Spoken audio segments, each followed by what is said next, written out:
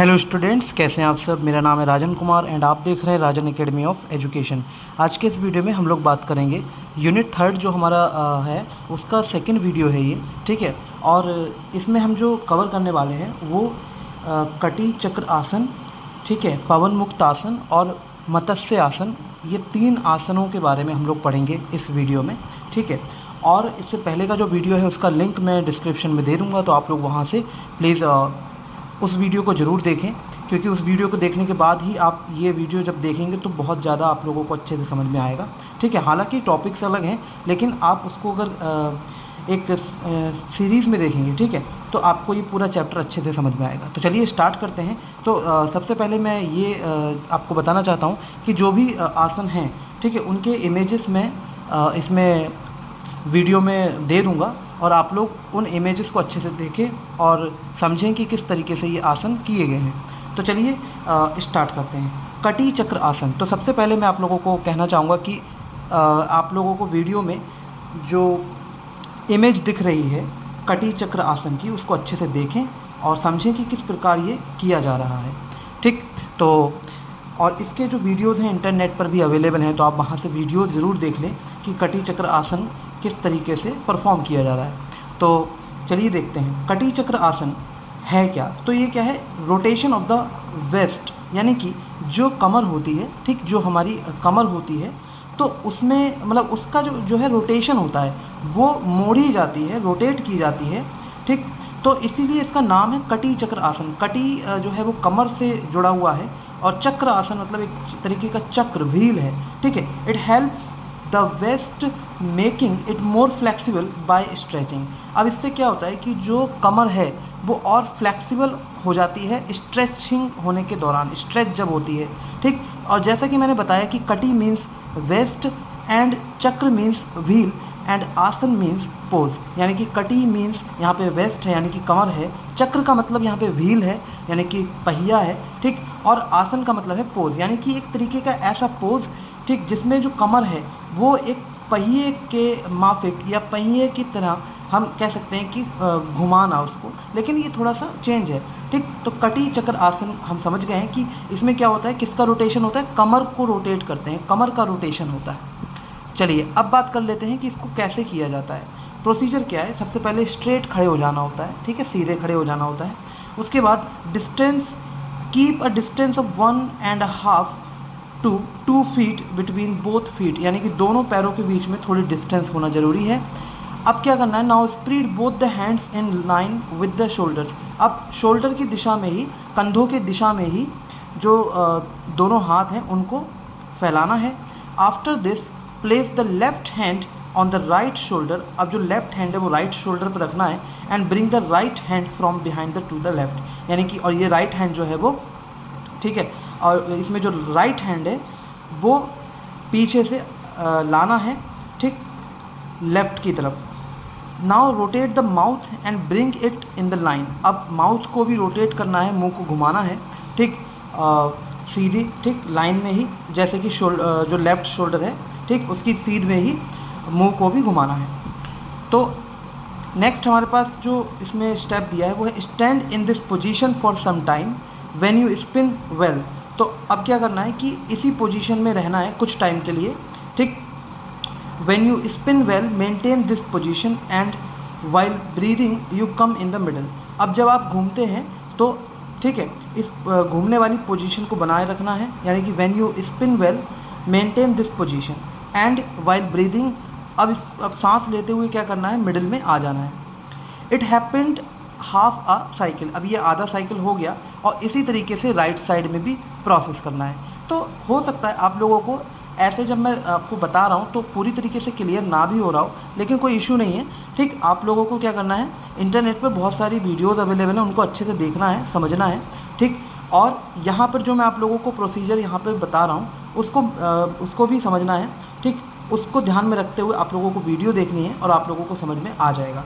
फिर during this आसन, अब मैं ये लिखकर इसलिए आप लोगों को बता रहा हूँ, प्रॉपर बता रहा हूँ, क्योंकि क्या है ना कि जब आप बोर्ड एग्ज़ाम में आप लिखेंगे, ठीक, आप जब अपने एग्ज़ाम्स में आंसर्स लिखेंगे तो आप लोगों को इस तरीके से लिखना होगा, ठीक। तो आप लोगों को इसकी प्रैक्टिस होनी चाहिए और आप लोग इस तरीके से प्रैक्टिस भी कर सकते हैं लिखने की। और आप लोगों का देखिए एग्ज़ाम तो होंगे ही, लेकिन आप लोगों को ये समझना है कि हमें ये आसन भी सीखने हैं, ये हमारी सेहत के लिए, हेल्थ के लिए बहुत ही अच्छे होते हैं। ड्यूरिंग दिस आसन keep in mind that the knees do not bend while. अच्छा ठीक है, ये आसन करने के दौरान हमें ये ध्यान रखना है कि जो घुटने हैं वो बेंड नहीं होने हैं, ठीक है। जब हम रोटेट करें अपने आप को, ठीक, अपने वेस्ट को, कमर को जब रोटेट करें तो जो घुटने हैं वो मुड़ने नहीं चाहिए। And keep the feet in one place, और जो हमारे पैर हैं वो भी एक ही जगह पर रहें, यहाँ वहाँ ना मुड़ें, ठीक है।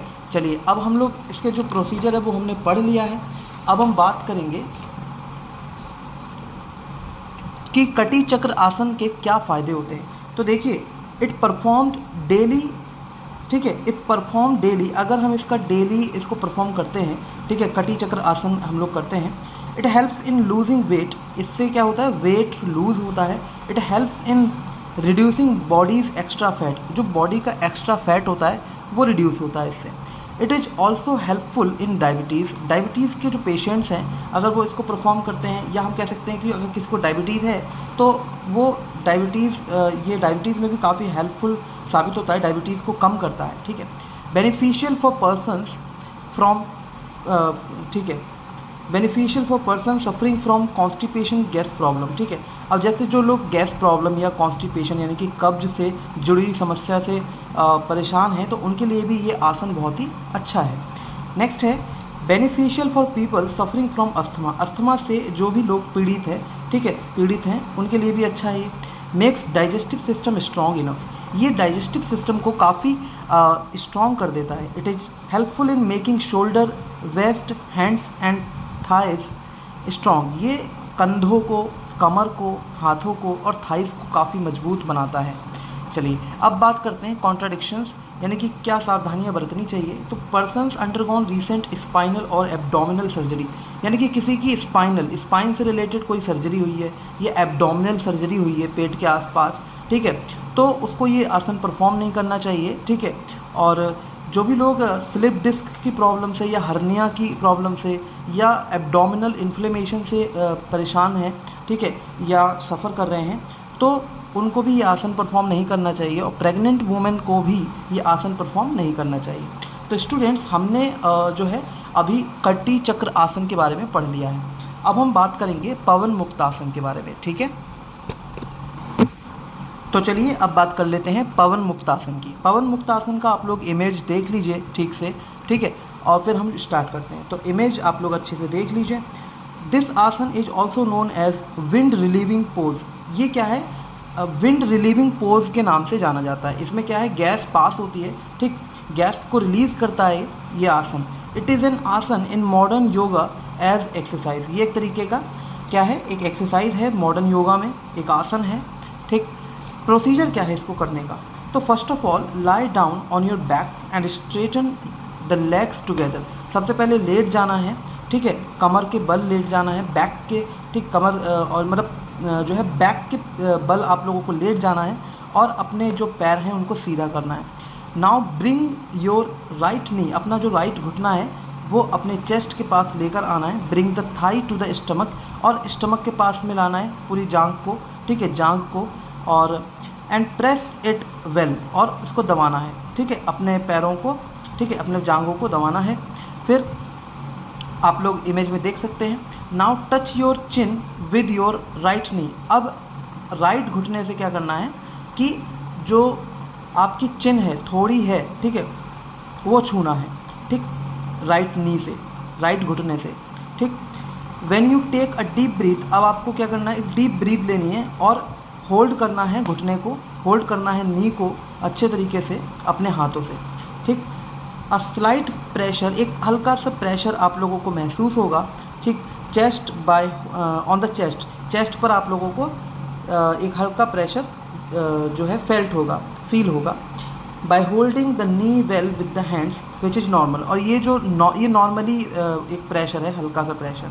नाउ वाइल एक्सेलिंग, अब सांस छोड़ते हुए आपको घुटने को हल्का करना है, ठीक है, लूज़ करना है, लूजन द नी।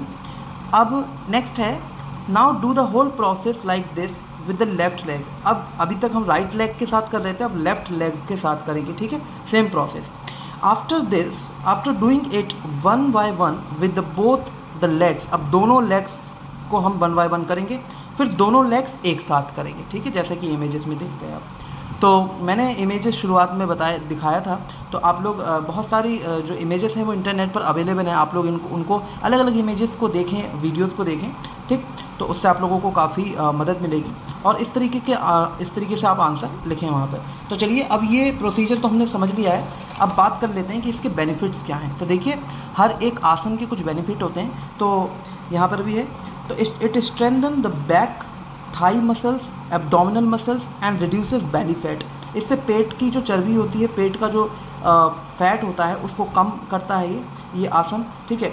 इसकी मदद से जो बेली फैट होता है वो कम हो जाता है। एब्डोमिनल जो मसल्स होती हैं और थाई की जो मसल्स होती हैं, ठीक, वो अच्छी हो जाती हैं, वो मजबूत हो जाती हैं और उनको स्ट्रेंथ मिलती है, बैक को स्ट्रेंथ मिलती है हमारी। Helps in improving digestive system भी इम्प्रूव होता है।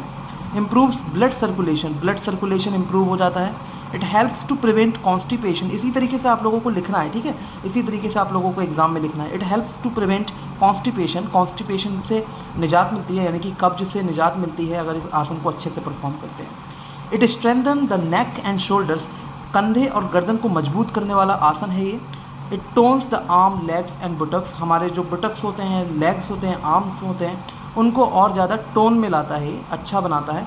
अच्छा, कुछ कॉन्ट्रडिक्शंस है, जैसे कि कब करना चाहिए इस आसन को, किसको नहीं करना चाहिए। People suffering from neck problem, जिनको गर्दन से रिलेटेड प्रॉब्लम है वो इस आसन को ना करें, ठीक। पीपल सफरिंग फ्रॉम पाइल्स, जिनको पाइल्स है और हार्ट प्रॉब्लम्स है या हर्निया है, ठीक है, कोई भी सिवियर बैक कंडीशन है, तो या जैसे कि स्लिप डिस्क हो गया, ठीक है, सिटैसिका हो गया, ठीक है, और सिटैसिका नहीं, सियाटिका, ठीक, या फिर हाई ब्लड प्रेशर है, तो उनको ये परफॉर्म नहीं करना चाहिए। नेक्स्ट है, प्रेग्नेंट वुमेन को भी ये परफॉर्म नहीं करना चाहिए आसन, ठीक। तो चलिए, अब हम बात कर लेते हैं मत्स्य आसन के बारे में। तो अब हम बात करेंगे मत्स्य आसन के बारे में। इमेज आप लोग अच्छे से देख लीजिए, ठीक है, ताकि हम स्टार्ट कर सकें। तो चलिए स्टार्ट करते हैं। मत्स्य मीन्स फिश, मत्स्य का मतलब होता है फिश, यानी कि मछली। तो ये जो आसन है ये एक तरीके की फ़िश की तरह शेप बनाता है, ठीक है, हैंस इट इज़ कॉल्ड मत्स्य आसन, और इसीलिए हम लोग इसको मत्स्य आसन कहते हैं, इसीलिए मत्स्य आसन कहा गया है। बेनिफिट्स क्या है, पहले हम लोग बेनिफिट्स पढ़ लेते हैं, फिर प्रोसीजर पढ़ लेंगे, कोई इशू नहीं है इसमें। तो मत्स्य आसन के बहुत सारे बेनिफिट्स हैं, तो चलिए स्टार्ट करते हैं। मत्स्य आसन जो है वो पूरी बॉडी को स्ट्रॉन्ग बनाता है। जो नसें होती हैं शोल्डर्स की, वो, ठीक है, वो ट्विस्ट होती हैं रिवर्स में, और जिससे क्या होता है, लंग्स और चेस्ट जो है वो अच्छे से डेवलप होते हैं, ठीक है। ब्लड सर्कुलेशन बहुत अच्छा हो जाता है इस आसन को करने से। Due to downward movement of अपन वायु फ्रॉम दिस आसन, ऑब्स्ट्रक्शन इज रिमूव्ड। अब ये मत्स्य आसन से क्या होता है कि जो मलावरोध होता है, यानी कि, ठीक, जो मल का अवरोध होता है वो रिमूव होता है, और डाउनवर्ड मूवमेंट ऑफ अपन वायु, ठीक है, अपन वायु का डाउनवर्ड मूवमेंट होता है इस आसन से, और मल अवरोध यानी कि ऑब्स्ट्रक्शन रिमूव्ड हो जाता है। डिजीज़ जो भी है रिलेटेड टू द यूट्रस, अगर यूट्रस से जुड़ी हुई कोई बीमारी, डिजीज़ है, या मेंस्ट्रुएशन ऑफ विमेन, यानी कि जो विमेन के मेंस्ट्रुएशन से रिलेटेड कोई भी अगर इशू है, ठीक है, कोई डिजीज़ है, तो वो भी काफ़ी हद तक इससे रिमूव की जा सकती है इस आसन को परफॉर्म करके। It helps to decrease belly fat को डिक्रीज करता है। हेल्पफुल इन कफ यानी कि खांसी वगैरह में ये काफ़ी मददगार साबित होता है, खांसी को भगाता है। फिर इसका प्रोसीजर क्या है, इसको करते कैसे हैं। तो सबसे पहले बैक के बल लेट जाना होता है, एक योगा मैट या फिर एक जो ग्राउंड है उस पर लेट जाना होता है। Your legs attach to your body, और लेग्स जो है वो अटैच कर लें पूरी तरीके से बॉडी से, ठीक, पीछे की तरफ, जैसे कि आप लोग देख सकते हैं इमेज में। अगर अभी इमेज आप लोगों को नहीं दिख रहा है तो आप लोग वीडियो को बैक करके भी देख सकते हैं। Place your palms under the हिप्स, अब क्या है, अपने हिप्स के अंडर पाम्स को रखना है, और जो पाम्स हैं उनका जो फेस है, ठीक है, वो ग्राउंड की तरफ होना चाहिए, यानी कि ऐसे रखिए, ठीक, ऐसे, इस तरीके से। तो now try to bring the, अब क्या करना है, now try to bring the elbows, अब जो आपके एल्बोज़ है, कोहनी है, वो एक दूसरे के पास लाना है, दोनों एल्बोज़, ठीक। The position of elbows will be near waist, और कमर के पास होगी एल्बोज की जो पोजीशन है, ठीक है। किक स्क्वेट योर फीट, पालती मारना है, ठीक है। और thighs and knees will remain flat on the floor, और जो थाइज है, जांग है, और नीज घुटने जो हैं वो फ्लोर पर ही फ्लैट रहेंगे, ठीक। अब इसको मैं आप लोगों को समझा रहा हूँ, पढ़वा रहा हूँ, ठीक है, लेकिन आप लोगों को कोशिश करनी है कि अदर सोर्सेज जो भी हैं, ठीक है, उनसे भी आप लोग हेल्प लें। और जो भी अदर सोर्सेज, मेरा कहने का मतलब यहाँ पे है, कोई कुछ वीडियोज़ इंटरनेट पर होंगे इस आसन से रिलेटेड, उनको ज़रूर देखें, ठीक। और कुछ इमेजेस और देखें इससे रिलेटेड, तो आप लोगों को और आइडिया लग जाएगा। वाइल इन हेलिंग, जब आप सांस लेते हुए अब क्या करना है, लिफ्ट द चेस्ट अपवर्ड, अब चेस्ट को ऊपर उठाना है। रेज द हेड ऑल्सो, अपने सर को भी उठाना है।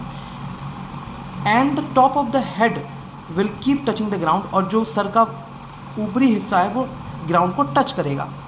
द एंटायर बॉडी वेट, ठीक है, the entire body weight will be on the elbows, अब जो पूरा भार है बॉडी का वो कोहनी पर होगा, ना कि सर पर, ठीक है, ये याद रखना है। At the chest rises there will be slight pressure on the muscles of the shoulders, अब जैसे जैसे हम चेस्ट को ऊपर उठाएंगे तो हल्का सा प्रेशर महसूस होगा शोल्डर की मसल्स पर। Keep the breathing rate normal, अब नॉर्मल रखना है, ब्रीदिंग रेट को, सांस नॉर्मल लेते रहना है, ठीक है, सांस बाहर छोड़नी है और उस ओल्ड पोजीशन में आ जाना है। रेज योर हैंड फर्स्ट, अपना हाथ पहले उठाना है, ठीक है। Raise your hand first and then bring the chest back to the ground, अब अपने जो हाथों को क्या करना है, हेड को, तो रेज योर हेड फर्स्ट, अपने सर को पहले उठाना है और फिर क्या करना है, चेस्ट को दोबारा ग्राउंड पर वापस लाना है, ठीक। And then bring the chest back to the ground. Straighten the legs and relax, अब स्ट्रेट कर देना है लेग्स को और रिलैक्स हो जाना है। एक वीडियो इससे रिलेटेड जो भी इंटरनेट पे अवेलेबल हो उसको प्लीज़ देखिएगा, और मैं कोशिश करूँगा कि जल्द ही आप लोगों को इन आसनों के कई सारे जो वीडियोज़ हैं वो एक आप लोगों को बना कर दे दूँ, ताकि आप लोग आसानी से उन वीडियो को देख सकें, ठीक है, और उन आसन को परफॉर्म करना भी सीख सकें। अभी मेरा जो फोकस रहता है वो ये भी रहता है कि आप लोग अच्छे से सीखें और आप लोग एग्ज़ाम में कैसे लिखें, ये भी मेरा फोकस रहता है। तो इसलिए मैं इस तरीके से वीडियो आप लोगों के लिए बना रहा हूँ। अब इसके कॉन्ट्राडिक्शन देख लेते हैं। People suffering from abnormal blood pressure, अगर किसी को एबनॉर्मल ब्लड प्रेशर है तो उसको नहीं करना चाहिए परफॉर्म। नेक इंजरी अगर है, माइग्रेन है, कोई भी हार्ट से जुड़ी हुई समस्या है, प्रॉब्लम है, डिजीज़ है, तो उसको भी ये परफॉर्म नहीं करना चाहिए, ठीक है। अच्छा, प्रेग्नेंट वुमेन को भी ये आसन परफॉर्म नहीं करना है। तो स्टूडेंट्स, आज के इस वीडियो में हम लोगों ने 3 आसन समझे हैं, पढ़े हैं, ठीक है। और कोशिश करूँगा अब जो हमारा नेक्स्ट वीडियो है उसमें जो बाकी के बचे हुए आसन हैं, ठीक, जो है उनको मैं उस वीडियो में शामिल कर सकूं। आई थिंक 4-5 आसन बचे हुए हैं। उसके बाद जो है डायबिटीज़ वाला जो पोर्शन है, डायबिटीज़ वाला जो टॉपिक है, उससे जुड़े हुए भी कई सारे आसन हैं, फिर हम उसको नेक्स्ट वीडियो में करेंगे कंप्लीट, ठीक है। मतलब अभी 2 वीडियो और जो आएंगी उनमें हम लोग ये 3rd चैप्टर जो है वो कंप्लीट कर देंगे, 3rd यूनिट कंप्लीट कर देंगे, ठीक है। देखिए, वीडियो आप लोग देखते रहिए, कोई इशू नहीं है, चाहे 4 वीडियो बन जाएँ एक चैप्टर की, चाहे 5, ठीक है। अगर बहुत ज़्यादा लॉन्ग वीडियो भी मैं आप लोगों के लिए बना दूंगा, इकट्ठा उसमें सब कुछ आप लोगों के लिए दे दूंगा, तो हो सकता है आप लोगों को थोड़ा सा फिर लगेगा कि काफ़ी लॉन्ग वीडियो हो गया, तो इसलिए मैं नॉर्मल वीडियो ही रखता हूं। तो आई होप आप लोगों को ये वीडियो पसंद आया होगा, तो प्लीज़ लाइक कीजिएगा, शेयर कीजिएगा, कॉमेंट कीजिएगा।